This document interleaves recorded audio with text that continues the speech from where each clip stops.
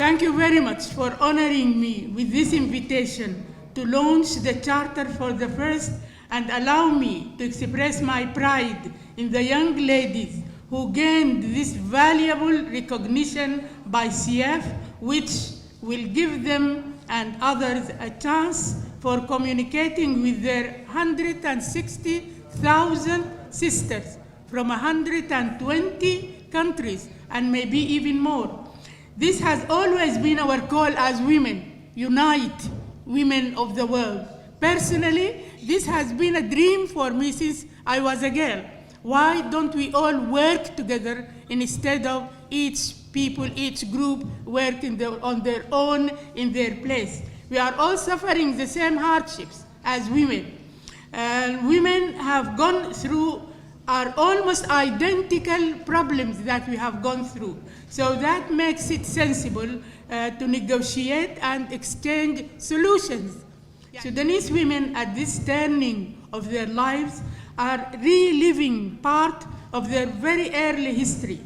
Sudan, in its earliest, has lived under the reign of strong queens. Queen Amani Minas, you all know her, you know Amani, of the 18th century. She was titled Gori or Kendaka, meaning queen and governess. Monuments still exist in the Nubian area of northern Sudan now, and we have seen them in the video that Intisar has shown us.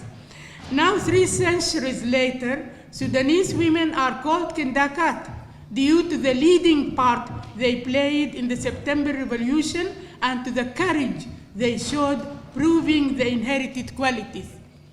There were other leading women from other parts like Queen Sittana bint Ajib and of Shandi. Sittana bint Ajib كانت the queen of Shandi, and other Koshe queens who were called after their kingdom Kosh. The kingdom of Kosh also had got many queens who reigned over that time, and Koshe nafsaha means queen. Sudanese women who have a heritage of learned women who used to travel all over the country teaching girls and women the Quran and Hadith, as they were from religious or Sufi families, and these were majorly from Western Sudan, Northern Sudan, and from Eastern Sudan. Arts also was another area of creativity, whether singing or making lyrics or romantic or pastoral poetry, some of which is still sung in traditional occasions.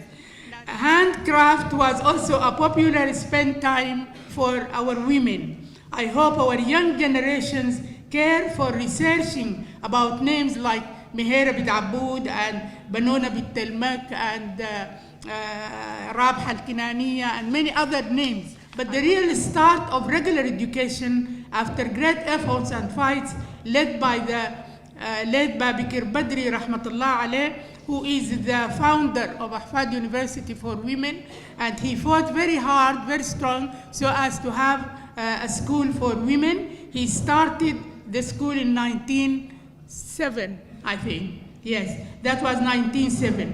They instantly, the women, when that spark of a new era started, the women of Sudan picked up the fight against traditions, taboos, superstitions, families, and later governments to find their way to education.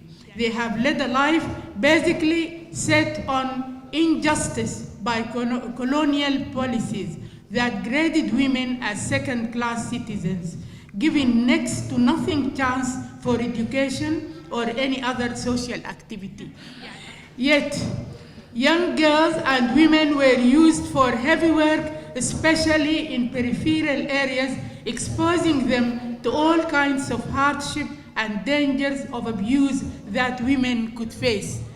Difficult life bred strong, charismatic women capable of running their families and fighting their way away from all dangers created by wars, need for the basic necessities of life, hunger, illiteracy, death, and name it all. In short, like women all over the world, women during these last decades of Sudan were subjected to 3 major abuses.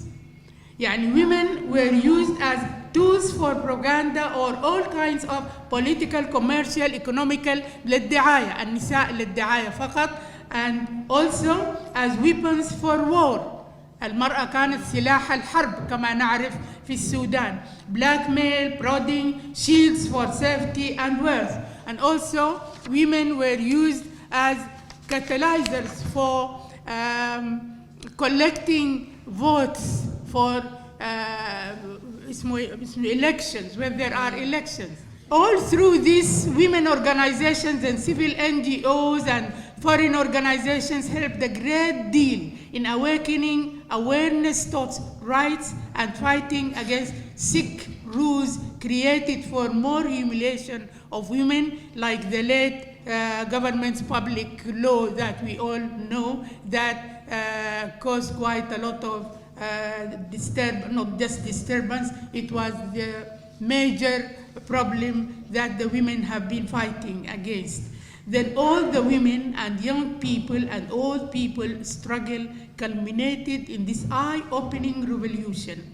It showed clearly that women have been swimming with the public current and that what they have lived through, though a frightful lesson, it was worth the patience. Now that we Sudanese women have achieved a lot of what our pioneers have fought for, let us work together to eliminate all forms of discrimination. Complete equality as full citizens with equity in chances for education, work, and leadership. We need to be part of constitution writing. It is not just having a job or going to schools and universities. We need to be part of writing the constitution. نحن ما عندنا دستور. Our permanent constitution must be something that is subjected to the researching of both men and women. You have to sit round the table and to name what you need to be written in Sudan permanent constitution. We need to be part of constitution writing and policy making tables. As a member of this government, I consider this one of my major goals. This partnership that you have gained today, offered to our young women, is very much needed at this time to avail sistership and support that create continuous sources of knowledge and new experiences.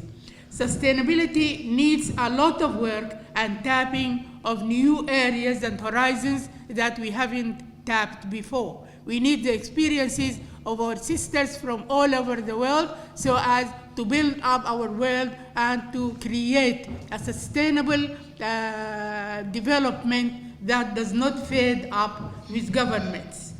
I congratulate you for the achievement, and I wish you all the success you deserve. Finally, I offer my continuous help and support whenever needed.